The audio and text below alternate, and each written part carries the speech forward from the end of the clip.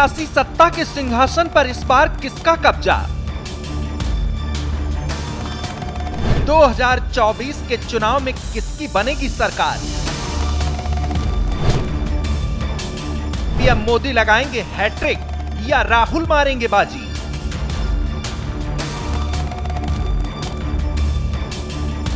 चुनावी नतीजों से पहले क्या कहता है ज्योतिष शास्त्र? लोकसभा चुनाव का बिगुल बज चुका है, तारीखों का ऐलान हो चुका है। 7 दौर में चुनाव होने वाले हैं। नतीजे 4 जून को आएंगे। पर उससे पहले रुड़की में देश भर के ज्योतिषियों ने जुटकर कर दिया है ऐलान अगले प्रधानमंत्री का, उस सरकार का जो केंद्र की सत्ता में बैठने वाली है।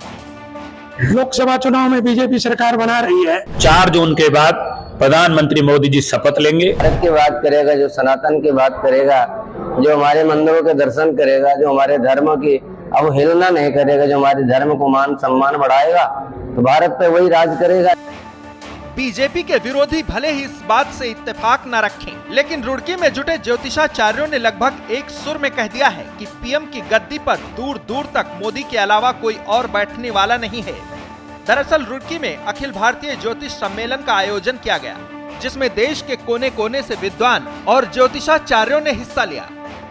देश भर के ज्योतिषियों के इसी सम्मेलन में दिल्ली से पहुंचे ज्योतिषाचार्य सुभेश शर्मा ने ऐलान किया कि सनातन को आगे ले जाने वालों की सरकार बन रही है।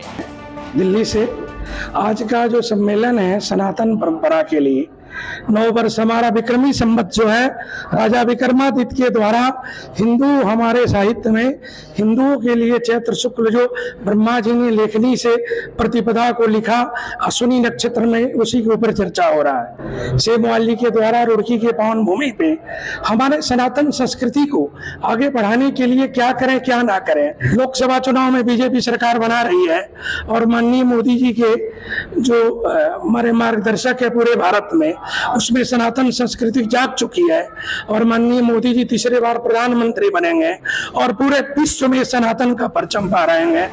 इस अखिल भारतीय ज्योतिष सम्मेलन का आयोजन करने वाले उत्तराखंड ज्योतिष परिषद के अध्यक्ष गुरुदेव पंडित रमेश सेमवाल ने भी कहा कि बीजेपी जीत की हैट्रिक लगाने वाली है और मोदी ही प्रधानमंत्री बनने वाले हैं। लोकसभा चुनाव में नरेंद्र मोदी जी 400 पार हैं और तीसरी बार मोदी जी सरकार बनाने वाले हैं, प्रधानमंत्री बनने वाले हैं। 4 जून के बाद प्रधानमंत्री मोदी जी शपथ लेंगे। अब की बार वो ऐसा काम करेंगे जो विश्व में न भूतो न भविष्यति।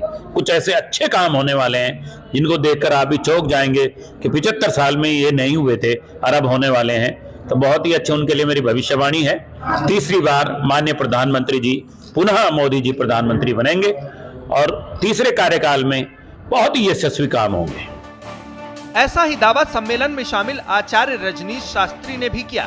शास्त्री भी कह रहे हैं कि जो भारत की बात करेगा, सनातन की ध्वजा दुनिया में फहराएगा, वही देश का प्रतिनिधित्व करेगा, यानी मोदी।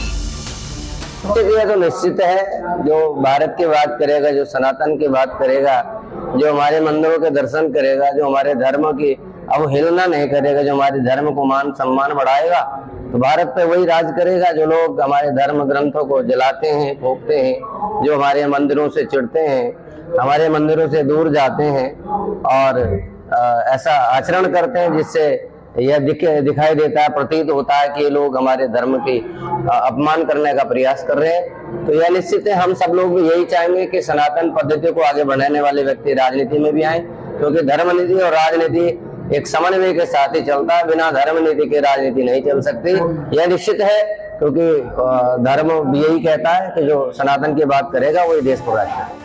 लोकसभा चुनाव की पहले चरण की वोटिंग में अब ज्यादा वक्त नहीं बचा है। 19 अप्रैल को पहले दौर के वोट पड़ेंगे, फिर बाकी 6 चरण 1 जून तक खत्म हो जाएंगे। 4 जून को जनादेश आएगा, तब ये साफ हो जाएगा कि किसको कितनी सीटें मिली और कौन बना रहा है सरकार। बीजेपी का दावा है कि उसकी मजबूती से संकेत मिल रहे हैं कि 400 पार सीटें इस बार हासिल हो सकती हैं। लेकिन कांग्रेस समेत इंडी गठबंधन में शामिल पार्टियां कह रही हैं कि इस बार पासा पलट जाएगा और बीजेपी को जनता आउट कर देगी। लेकिन हम तो यही कहेंगे कि मैच की तरह चुनावी रण में भी नतीजों तक कुछ भी कहना जल्दबाजी है। तब तक सिर्फ दावे ही किए जा सकते हैं और कयास ही लगाए जा सकते हैं। ब्यूरो रिपोर्ट, श्रेष्ठ उत्तराखंड। श्रेष्ठ उत्तराखंड पर खबरों से जुड़े रहने के लिए चैनल को सब्सक्राइब करें, बेल आइकन दबाएं और देखते रहें श्रेष्ठ उत्तराखंड।